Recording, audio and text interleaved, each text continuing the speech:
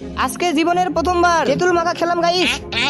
মনে বদনাম হই তেঁতুল আমার প্রেমে পড়ে গিয়েছে। এবার এখান থেকে তাড়াতাড়ি চল। এবার চাকুটা দে, কলা পাতা কাটতে হবে। এবার ঘচাং করে কেটে নে। এবার চল জায়গা খুঁজতে হবে। ওই দেখ জায়গা পেয়ে গেছি। আমি আগে যাই, তাড়াতাড়ি এখানে আয়। হ্যাঁ যাচ্ছি, দাঁড়া। ও, আমার নতুন গাড়ি কি হলো, যাচ্ছে না কেন? ওই দেখ দড়ি দিয়ে বাঁধা আছে। আমি তো ভুলেই গিয়েছিলাম, দাঁড়া খুলে দিচ্ছি। কোন দিকে যাবি বল? ওই বাঁশবাগানের দিকে চল। দাঁড়াই দাঁড়াই গাড়ি চালাই আমি এখন যে।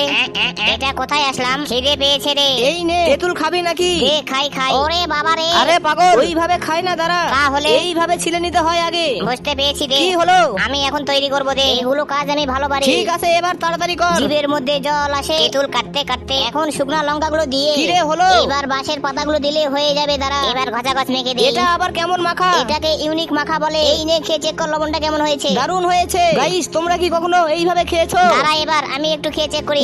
কি রে, কি হলো, আর খাবি না? না, আর খাবো না রে। আমি একটু ঘুমাই, তুই বসে থাক। ঠিক আছে, তুই এখন ঘুমা, আমি বসে থাকি। কি রে, ঘুমালি? ঘুমের টাইমে ডু নট ডিস্টার্ব। ঠিক আছে, তোকে ডিস্টার্ব করবো না। আমি এখান থেকে এখন পালাই। গাইস একটা কথা বলবো, এবার একটা লাইক করে দিও।